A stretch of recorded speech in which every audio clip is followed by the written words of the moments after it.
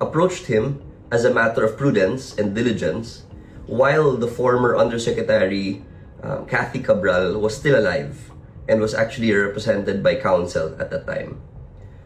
During this engagement, Congressman Leviste presented only limited portions of the list, responsive, in fairness, to specific inquiries. But he did not present the entire set of files he claimed to possess, even when asked to do so.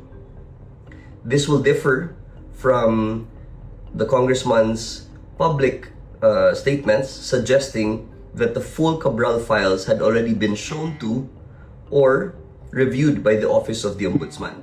Pero ayon naman sa side ng gobyerno, pilitan daw na kinuha ni Leviste yung mga files at hindi ito pinayagan ng staff ni Cabral. Ngunit wala na sila magawa dahil nga hindi lang siya kongresista kundi bilyonaryo pa siya na anak ng isang senadora.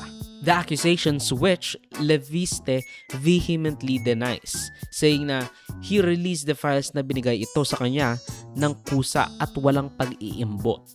Kumbaga, free will, at si Sec Vince pa mismo ang nag-authorize kay Cabral na ibigay sa kanya yung mga files. Now, nung nirelease niya yung Cabral files na ngayon ay tinatawag na ring Leviste files.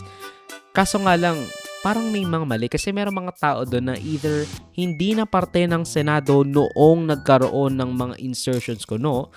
Yung mga hindi parte ng Senado, Kongreso, o kaya naman patay na before the supposed insertions na sinasabi niya. Tulad ni na Representative Toots at ako. Tapos si Pacquiao pa nga, nasama pa dyan. Sabi niya, hindi na ako senador noong 19th Congress. Bakit mo ko sinasama dyan?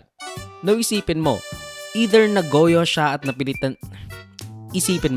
Either nagoyo siya at napilitan / na pressure siyang ilabas yung files ni Cabral without checking it, or talagang may ghosts na nag-i-insert ng mga ghost projects din. I mean, I don't know which is more scary. And I don't know which is more scarier.